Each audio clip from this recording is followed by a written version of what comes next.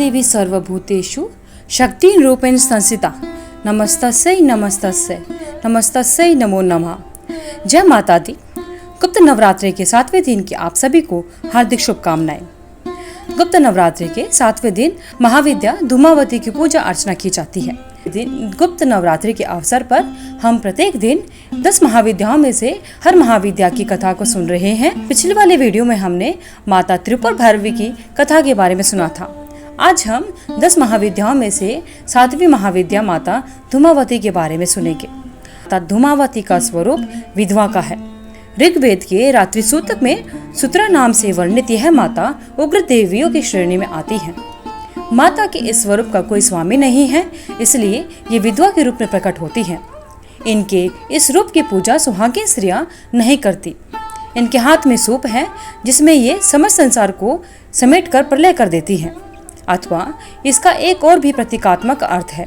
जैसे सूप के माध्यम से अनाज को फटकार कर उसकी गंदगी अलग कर दी जाती है, ठीक वैसे ही माता अपने बच्चों को बुराइयों से उन्हें अलग कर देती है। इन देवी को संकट, रोग, अरिष्ट, शत्रुओं अथवा अभाव को समाप्त करने वाली देवी कहा जाता है। इनके भक्तों के अंदर अद्भुत आत्मविश्वास, निडरता और निश्चिंतता आती है। यह देवी अत्यंत अनुशासनशील हैं, अतः इनके भक्तों को सात्विक, नियम, संयम, शराब, मांस से दूर और सत्यनिष्ठ होने के साथ साथ लोभ लालच से दूर रहना चाहिए। माता की उत्पत्ति से संबंधित 2 कथाएं प्रचलित हैं। एक कथा के अनुसार एक बार माता पार्वती को बहुत तेज भूख लगी थी। भूख की अग्नि इतनी अधिक थी कि भगवान शंकर को ही निकल जाती है।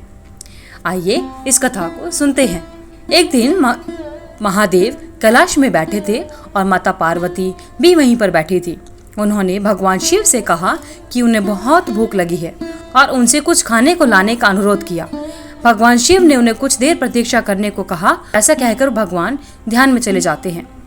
पार्वती ने एक बार फिर भगवान शिव से पूछा, हे जगत पिता, कृपया मुझे कुछ भोजन दीजिए, मैं अब और प्रतीक्षा नहीं कर सकती। जब भगवान शिव ने दूसरी बार प्रतीक्षा करने को कहा तो माता पार्वती इतनी भूखी थी कि वे आक्रामक हो गई। तीसरी बार ऐसा हुआ कर माता पार्वती सहन नहीं कर सकी और उन्होंने अपने भूख शांत करने के लिए भगवान शिव को ही खा लिया। तुरंत उनके शरीर के भीतर से धुआं निकलने लगा। उनके शरीर के अंदर मौजूद भगवान शिव ने अपनी तीसरी आंख खोली और उन्होंने पार्वती से कहा, मेरे बिना ब्रह्मांड में कोई पुरुष नहीं है, केवल प्रकृति है, केवल आप ही मौजूद हैं। इस कारण से यह देवी का विधवा रूप है, जिसे धूमावती के रूप में जाना जाता है। धूमा का अर्थ है धुआं और उन्हें बिना किसी आभूषण के और विधवा परिधान में दर्शाया गया है। धूमावती त्याग का प्रदर्शन करती हैं और सभी निराशा और तेजना को दूर करती हैं तथा बदनामी से मुक्त हैं। माता धूमावती का स्वरूप मलिन और भयंकर है। इनका स्वरूप विधवा का और वाहन कौवा का है। खुले केश वाली और सफेद वस्त्र धारण करने वाली है माता। इनके हाथ में सूप रहता है। सुहागिनें माता धूमावती की पूजा नहीं करती, वे दूर से ही माता के दर्शन करती है। मान्यता है कि इनके दर्शन से पुत्र और पति की रक्षा होती है। मान्यता है कि 108 बार राई में नमक मिलाकर ओम धूम धूम धूमावती स्वाहा मंत्र का जाप करते हुए आहुति देने से सभी शत्रुओं का नाश हो जाता है और नीम की पत्तियों और घी का हवन करने से गरीबी दूर हो जाती है। मान्यता है कि काले वस्त्र में काले तिल बांधकर माता को भेंट करने से सभी मनोकामना पूरी हो जाती है। इनका अवतरण पापियों को दंड देने के लिए हुआ था। आइए अब जानते हैं गुप्त नवरात्रि के 7वें दिन माता धूमावती की पूजा किस प्रकार करनी चाहिए। सुबह स्नान करने के बाद साधक को साफ स्वच्छ वस्त्र धारण करने चाहिए। साथ ही पूजा स्थल को गंगा जल से साफ करना चाहिए।